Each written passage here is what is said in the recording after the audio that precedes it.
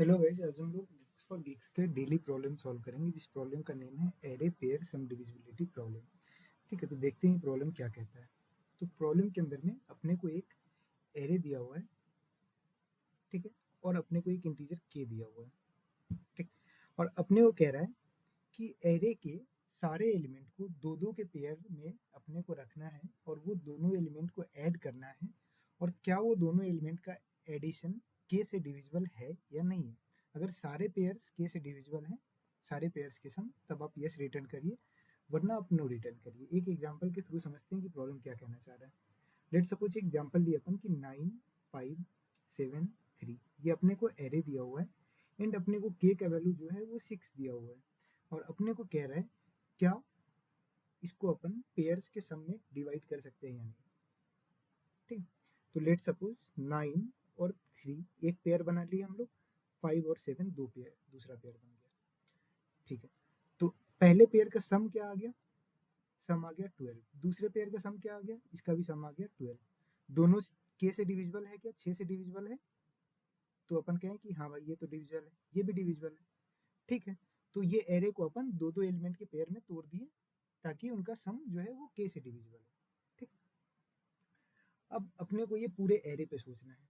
ठीक है, तो लेट सपोज अपने पास एक एरे है जिसके अंदर अपने पास काफी सारे एलिमेंट्स हैं। ठीक, अपने को सारे एलिमेंट्स को दो दो के पेयर में तोड़ना है ताकि उनका सम जो हो वो के से डिविजिबल हो।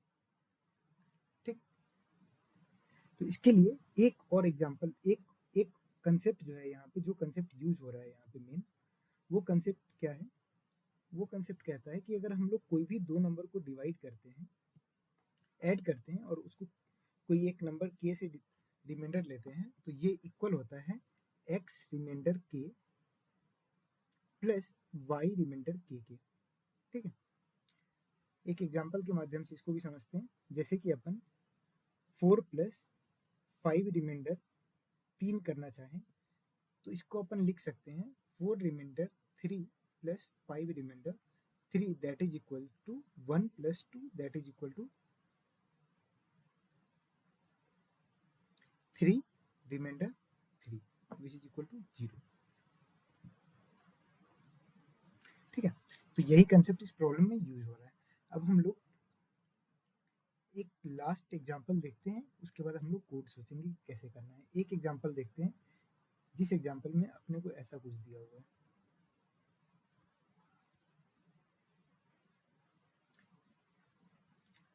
अच्छा, तो अगर मेरे को कोई एक नंबर के का वैल्यू लेट सपोज मेरे पास 5 दिया हुआ है और अपने पास कोई एक नंबर 8 है, तो उसमें कौन सा नंबर ऐसा ऐड करें, क्या क्या नंबर ऐसा ऐड करें ताकि ये दोनों का सम 5 से डिविजिबल हो जाए। तो सबसे पहले कहेंगे भाई 2, या फिर 7, या फिर 12, या फिर 17। क्यों, क्योंकि 8 रिमाइंडर 5 का वैल्यू क्या है, 3।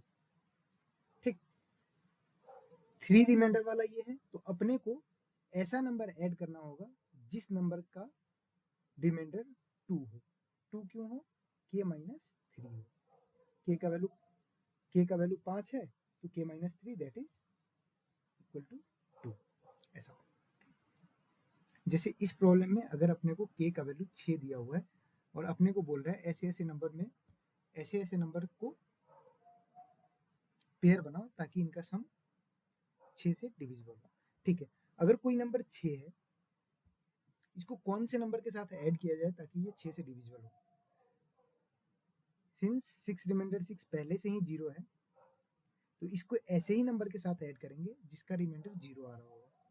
ठीक है, तो अगर अपन के साथ इसको डिवाइड करें, कितना रिमाइंडर आएगा, 0। इसको करें तो 5, इसको करें तो 1 रिमाइंडर आएगा, इसको करें तो 0, इसको करें तो 4, इसको करें तो 2, इसको करें तो 5, इसको करें तो 1।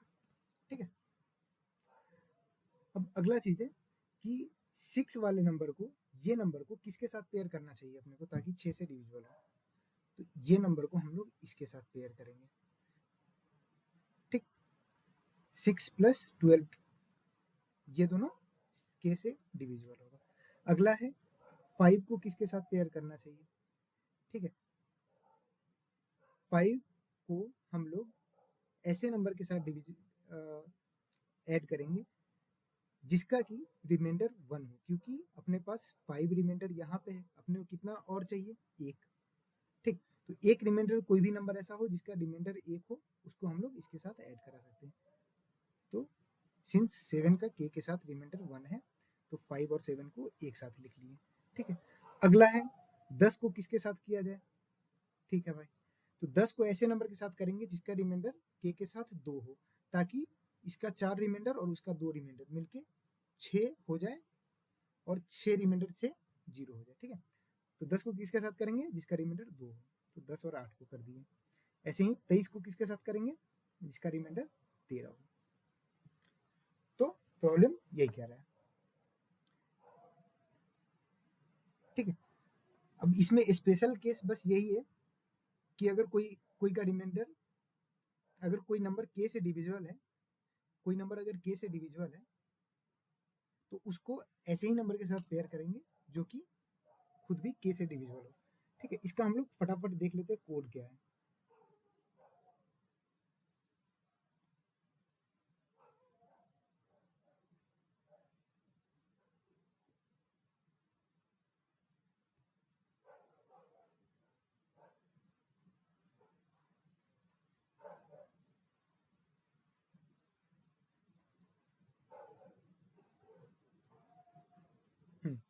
तो इस प्रॉब्लम को हम लोगों ने कोड कैसे करा।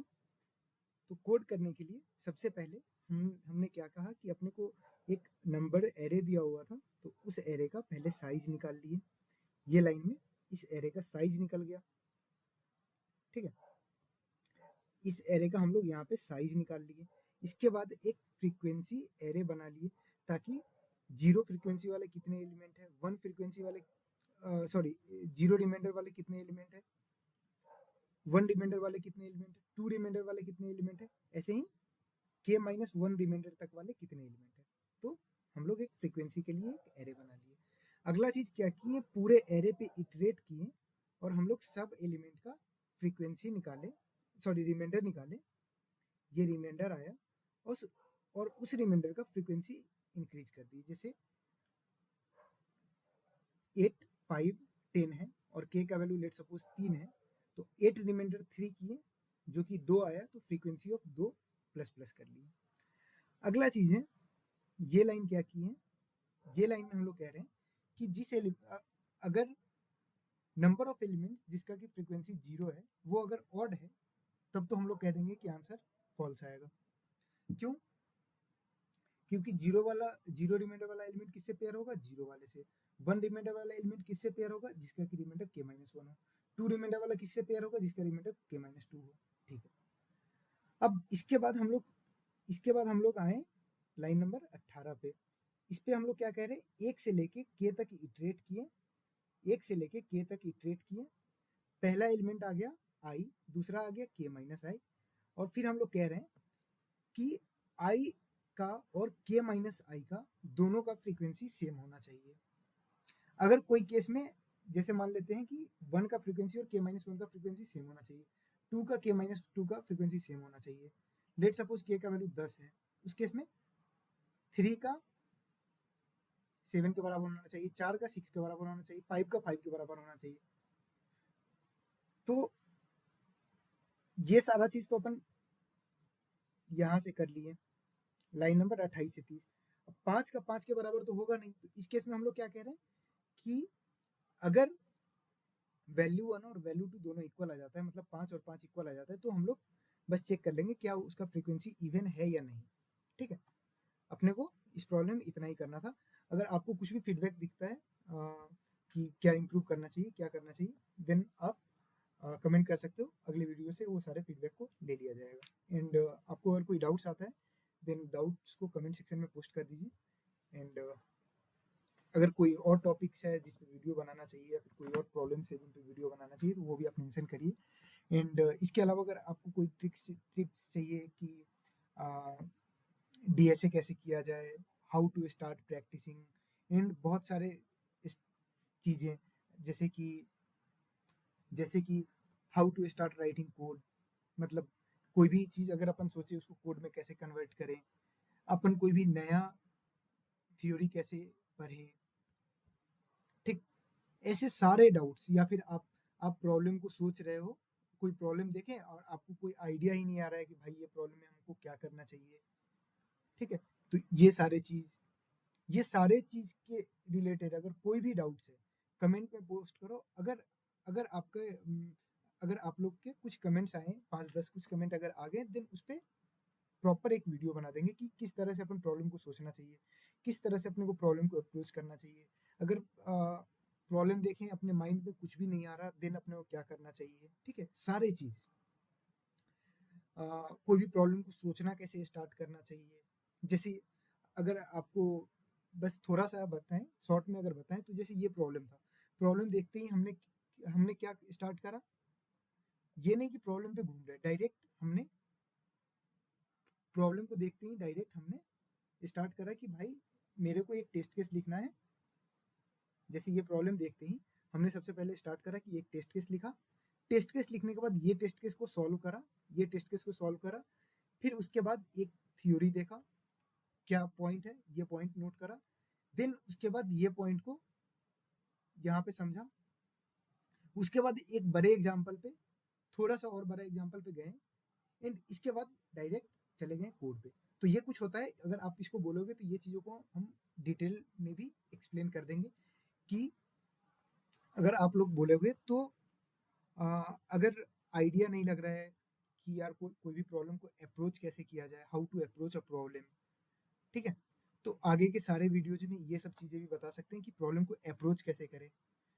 बहुत लोग बोलते हैं कि भाई मेरे को यही नहीं पता चलता है कि लॉजिक कैसे सोचें, बीच में ही मेरा दिमाग बंद पड़ जाता है। मैक्सिमम लोग जो मेरे से मिलते हैं उनको यही यही वाला इशू आता है कि वो प्रॉब्लम सोच ही नहीं पाते। हमारे साथ भी जब कोडिंग स्टार्ट किए थे अभी से 3-4 साल पहले, दिन मेरे को भी ये सब चीज़ आता था कि यार मेरे को लॉजिक ही नहीं समझ में आ रहा है। प्रॉब्लम स्टार्ट कैसे करें? प्रॉब्लम बीच में स्टक हो गए हैं, अब क्या करें? यार मेरे को डीपी से डर लग रहा है, यार मेरे को ग्राफ से डर लग रहा है, मेरे को ये कोई एक्स-वाई-ज़ेड टॉपिक है इससे डर लग रहा है। तो ये सारे चीज़ों को कैसे सॉल्व करना है, ये सारे चीज़, बहुत सारे ऐसे सवाल्स होते हैं। तो आपको जो भी सवाल आ रहा है, ये सारे सवाल को आप कमेंट में पोस्ट करते चलो, एंड जिस पे भी आप बोलोगे उस पे वीडियो बनाते चलेंगे अपन, एंड ये सारी चीज़ों को कवर करते चलेंगे, ठीक है? And really thanks for watching, और सब्सक्राइब भी कर देना भाई। थैंक्स।